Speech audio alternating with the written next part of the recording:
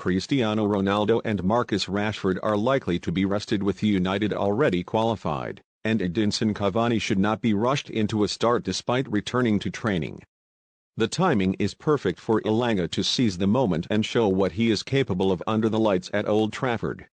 Rangnick called him into the first-team squad at the weekend, and it was not just to make up the numbers.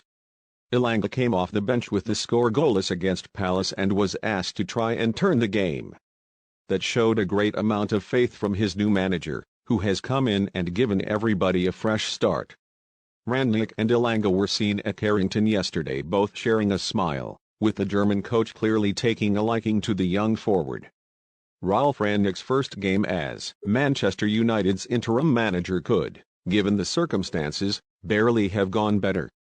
The German coach only managed one 45-minute training session with his players after meeting them for the first time on Friday, but Sunday's win over Crystal Palace provided clear signs that his ideas and philosophy were already being understood by the United squad.